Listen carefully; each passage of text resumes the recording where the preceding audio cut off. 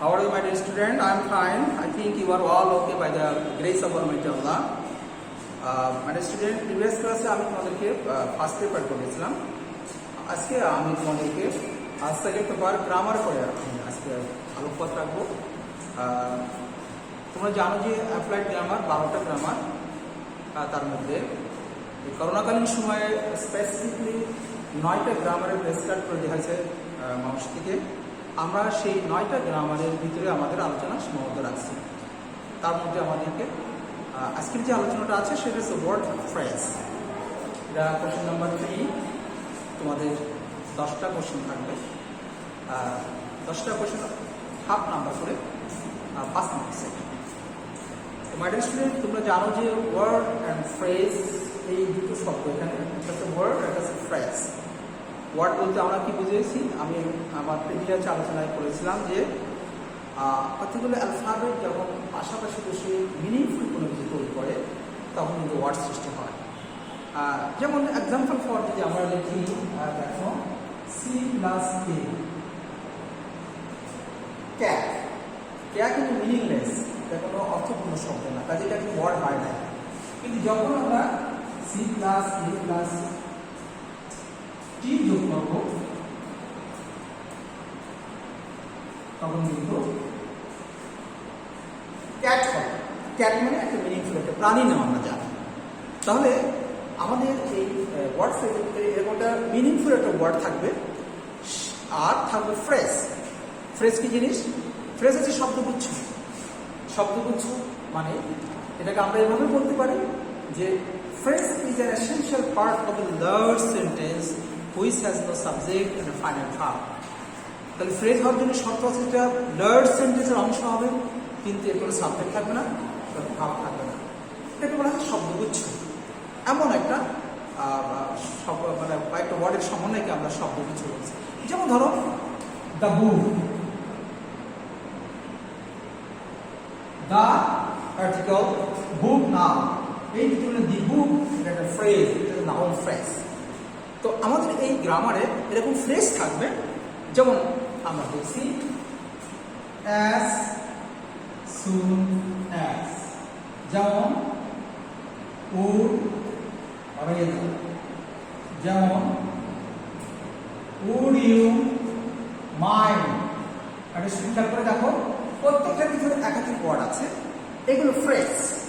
তো এরকম ওয়ার্ড অথবা এরকম ফ্রেজ এর সমন্বয় তোমাদের এই কোশ্চেনটা থাকবে, এবং যে ওয়ার্ড বা ফ্রেজ থাকবে সেই ওয়ার্ড ফ্রেজের সাথে অ্যাডজাস্ট করলে সুইটেবল একটা সেন্টেন্স দেওয়া থাকবে।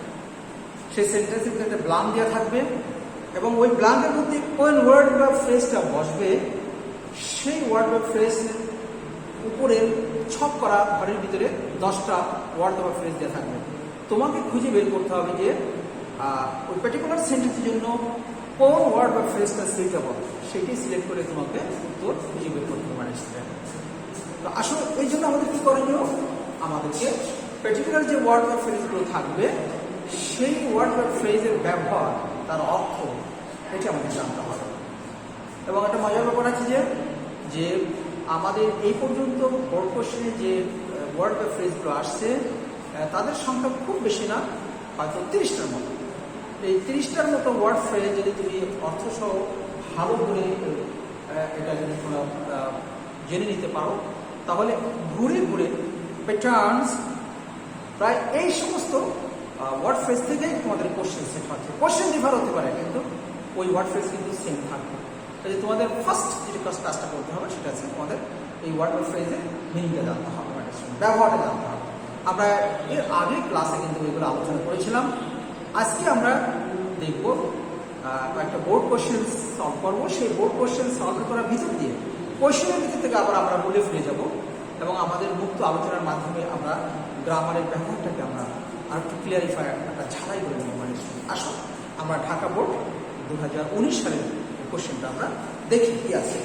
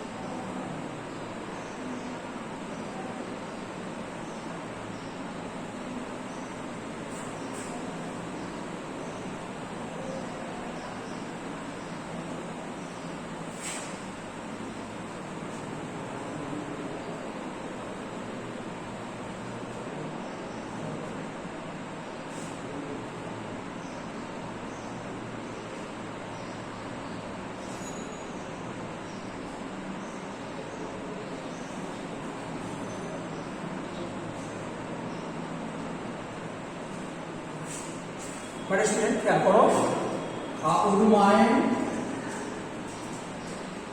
would you mind dear as soon as was born, it is high time, as if, would rather, unless, or does, would like এবং have to।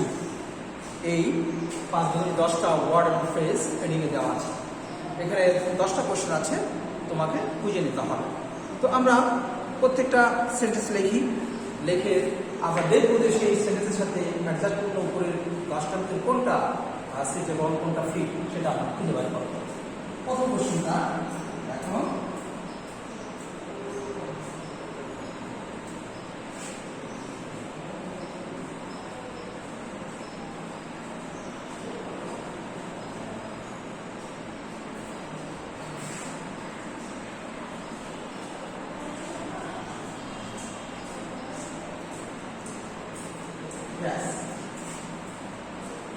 প্রথম কোশ্চেনটা খেয়াল করবেন স্টুডেন্ট, কি লেখা আছে? Your enemies are looking for you. Your enemies are looking for you. Dash you left this place. এইখানে মানে স্টুডেন্ট যে তোমার শত্রুরা তোমাকে খুঁজছে এবং dash you left this place, এই জায়গাটা তোমাকে ত্যাগ করে চলে যেতে হবে বা চলে যাওয়া উচিত, এটা আছে বাংলা। তো এখানে যে উত্তরটা হবে সেই উত্তরটা আমরা খুঁজে বের করবো। তো উত্তরটা খুঁজে বের করার আগে আমাদের স্ট্রাকচার দিয়ে খেয়াল করতে হবে যে আমাদের এখানে যে ওয়ার্ড ফ্রেজগুলো আছে এটা কিন্তু গ্রামার সাথে রিলেটেড, অ্যাপ্লাইড গ্রামার। এখানে যে শব্দগুলো আছে তার কিছু গ্রামাটিক্যাল ফর্ম আছে। যেমন আমাদের এখানে যে উত্তরটা হবে সেটা যে it is high time. It is high time মিনিংটা কি? কোনো কাজ করার সময় ইতিমধ্যে শেষ হয়ে গেছে, আর দেরি করা না, এক্ষুনি এটা ক্লোজ করতে হবে, শুরু করতে হবে।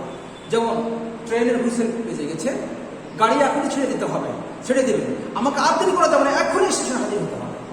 এই যে সেন্স, কোনো কাজ করার সময় ইতিমধ্যে পার হয়ে গেছে, আর দেরি করা সম্ভব নয়, এক্ষুনি আমাকে সেই কাজটা শেষ করে ফেলতে হবে, এরকম ধরনের যদি ইম্পর্টেন্সি গুরুত্ব থাকে তাহলে সেক্ষেত্রে ইট ইজ হাই টাইম আমরা ইউজ করি বা ইট ইজ টাইম ইউজ করি। এই ক্ষেত্রে যে স্ট্রাকচার সেটা হচ্ছে স্ট্রাকচার দেখো,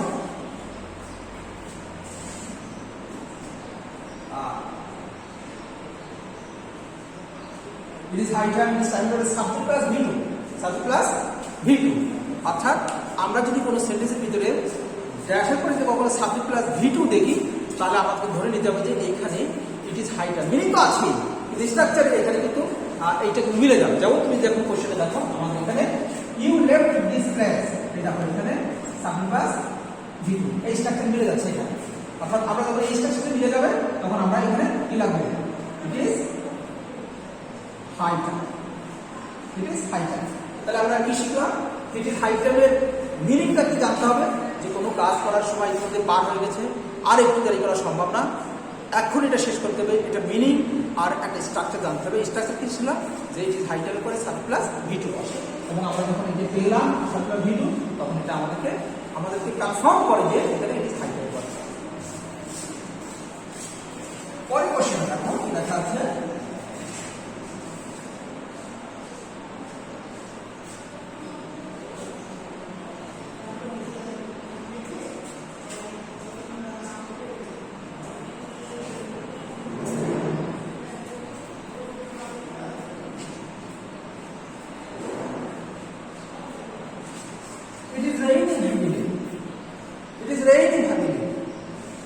প্রচুর বৃষ্টিপাত হচ্ছে। Dash closing the door. হ্যাঁ, এখানে আমরা যখন এরকম বৃষ্টিপাত হয়, যখন ওই কেউ থাকে, আমরা তখন তাকে আমরা রিকোয়েস্ট করি যে দয়া করে দরজাটাকে বন্ধ করে দিবেন, হ্যাঁ, বা দরজাটা বন্ধ করে দিলে ভালো হয়। আমরা রিকোয়েস্ট করি যখন এই ধরনের বাইরে কোনো ক্যালামিটি যদি আসে, হ্যাঁ, বা আপনি জানাটা খুলে দিবেন, অথবা একটা চাকরিতে আপত্তি নাই তো। এই যে যখন পোলাইটলি কাউকে কোনো কিছু রিকোয়েস্ট করা হয় তখন কিন্তু এর ভিতরে যে উডু মাইন্ড কথাটা আসে। এখন উডু মাইন্ডের অর্থ হচ্ছে যে এটা যে কাউকে কোনো কিছু পোলাইটলি রিকোয়েস্ট করে কোনো কিছু করার জন্য তাকে অনুরোধ জানানো যাবে, সেজন্য আমরা উডু মাইন্ড ব্যবহার করবো। তো এই উডু মাইন্ড যখন ব্যবহার করবো তখন আমরা স্ট্রাকচারটি খেয়াল করবো যে উডু মাইন্ডের পরে কিন্তু সবসময় V প্লাস আইন বসে। কি বসে? V প্লাস আইন। এবং আমরা আড়াই সম্পর্কে যে গ্রামারটা শিখেছিলাম সেখানে আমরা পড়েছিলাম যে with a view to, look forward to, get used to, would you mind, be use to, can not help, could not help, এই সমস্ত ফ্রেজের পরে যদি কখনো কোনো ভাব আসে, ভাবের আইএনজি, অর্থাৎ ভি প্লাস আইএনজি, এটা একটা স্ট্রাকচারের ব্যাপার। এটা দেখলে বোঝা যাবে যে আমি যতগুলো ফ্রেজের কথা বললাম, যে কোনো একটা ফ্রেজ এখানে ইউজ করা সম্ভব। এখানে আমরা দেখলাম যে ক্লোজিং কথাটা আছে, তাহলে প্লিজ এখানে আমরা ক্লাস, তো এখানে আমরা পুরো মাইন্ড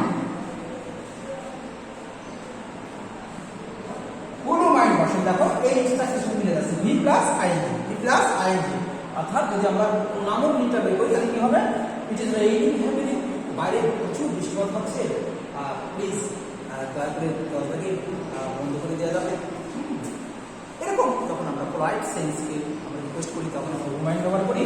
আর গ্রামার থেকে খেয়াল করবো কি, ভি প্লাস আইএনজি, এটা আমাদেরকে সিগন্যাল দেয় যে এর আগে মাইন্ড এই ফ্রেজটা বলতে পারে। তাহলে আমরা গুরু মাইন্ড পেয়েছি, আমরা হাই টাইম পেয়েছি, দুটো চলে গেছে, 8টা আছে। এবার 3 নম্বর কোশ্চেন দেখো, differ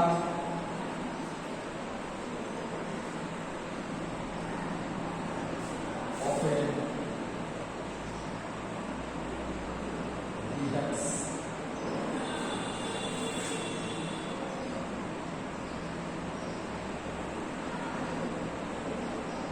meanings.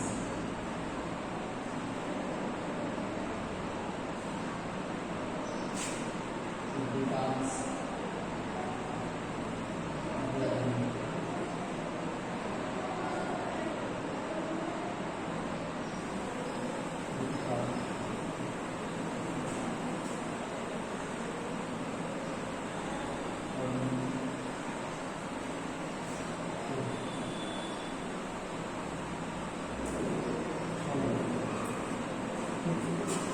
the father often behaves dash he or a prince.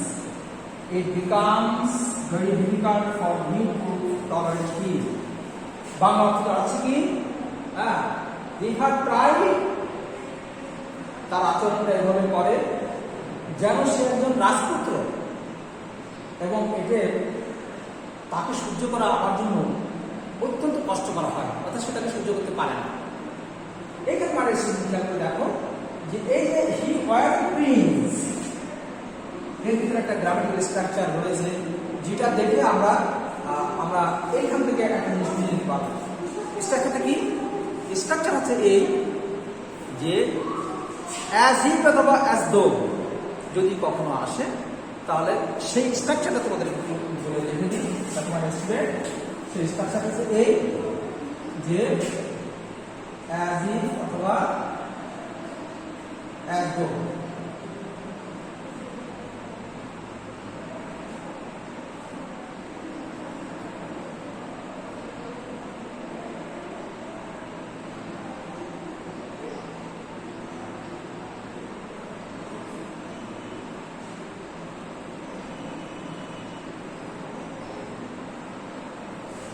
তিনটা স্ট্রাকচার আমাদেরকে এখানে শিখে নিতে হবে মানে স্টুডেন্ট।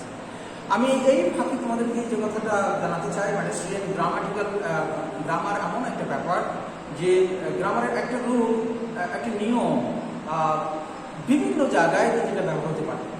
এবং মজার ব্যাপার আছে, আমাদের অ্যাপ্লাইড গ্রামারের যে 12টা গ্রামার আছে তার মধ্যে 3টে গ্রামার একই রুলের সাথে প্রায় related.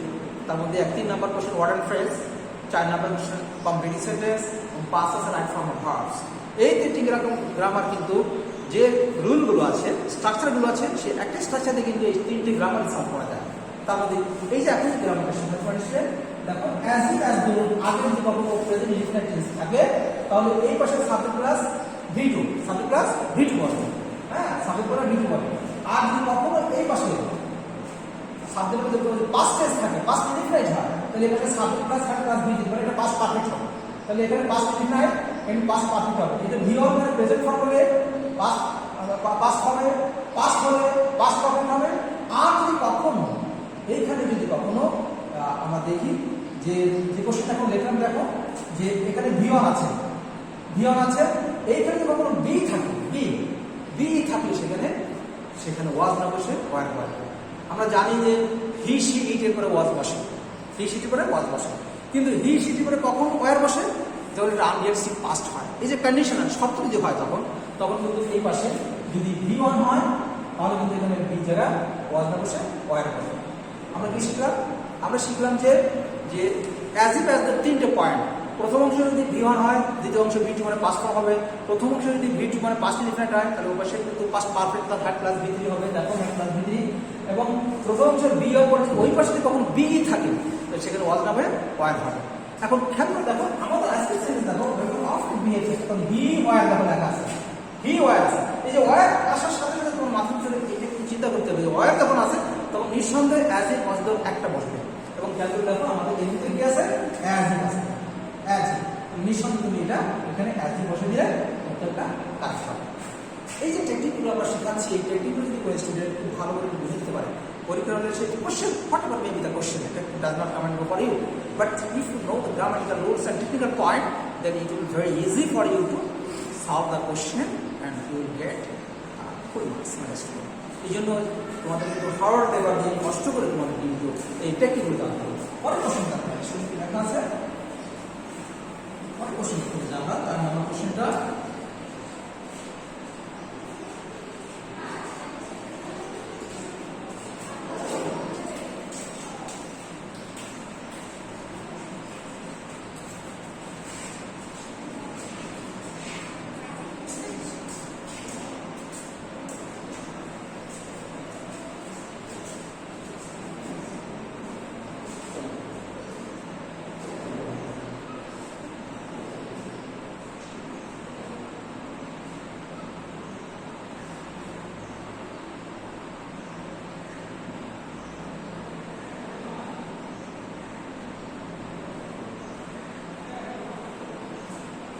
Humayun Ahmed was a teacher, author, dramatist and filmmaker. Humayun Ahmed কি ছিলেন? একজন শিক্ষক ছিলেন, একজন গ্রন্থকার ছিলেন, একজন নাট্যকার ছিলেন, একজন মানে চলচ্চিত্র নির্মাতা ছিলেন। He dash on 13 নভেম্বর 1949 সালে উনি আমরা দেখছি 48 সালে উনি 13 নভেম্বর জন্মগ্রহণ করেছিলেন। এই কথাটা বলে রাখি, এই অন্তত ওয়ার্ড ফ্রেজের এই কোশ্চেনটার উত্তরে 100% স্টুডেন্ট সে সঠিক উত্তর লিখে আসতে পারবে যদি তার মাথার মধ্যে এটা থাকে যে 10টা কোশ্চেনের মধ্যে যে কোনো একটা গ্রেট ম্যান, বিশ্বের বিখ্যাত হিস্টোরিক্যাল হতে পারে, ড্রামাটিস্ট হতে পারে, পলিটিক্যাল ফিগার হতে পারে, যে কোনো একজন বিখ্যাত ব্যক্তির নাম থাকতে পারে। হয় শেক্সপিয়ার, আন্নাই মিল্টন, আন্না শেখ মুজিব, অথবা শেরে বাংলা, হ্যাঁ, অথবা নেলসন ম্যান্ডেলা, হ্যাঁ, অথবা জীবনানন্দ, হ্যাঁ, অথবা যেমন আজকে হুমায়ুন আহমেদ দেখছি এরকম যে কোনো বিখ্যাত ব্যক্তির একটা নাম আসে। আর এই বিখ্যাত ব্যক্তির নাম আসলেই দেখবো তারপরে কিন্তু একটা ড্যাশ থাকবে, তার মানে জন্মগ্রহণ করা সবচেয়ে ওয়াজ বর্ন। এই জন্মগ্রহণ কথার অর্থ ওই ওয়াজ বর্নটা পার্টিকুলার এই সেন্টেন্সের ভিতরে যে গ্যাপ থাকে সেখানে বলবে। তাহলে আমরা কি শিখলাম যে 10টা কোশ্চেনের মধ্যে যদি কখনো আমরা কোনো গ্রেট ম্যান পাই, কোনো বিখ্যাত ব্যক্তির পরিচয় পাই, তো সেই সেন্টেন্সের ভিতরে যেখানে গ্যাপ থাকবে সেখানে একেবারেই তুমি নিঃসন্দেহে উইদাউট এনি হেজিটেশন তুমি সেখানে ওয়াজ বর্ন বসাতে হবে। তাহলে আমাদের এখানে দেখো ওয়াজ বর্ন আছে, কোথায়? এই যে ওয়াজ বর্ন। তাহলে আমরা ওয়াজ বর্ন পেয়ে গেলাম, অ্যাজ ইট পেয়ে গেলাম। 5 নাম্বার কোশ্চেন দেখো, yes, I is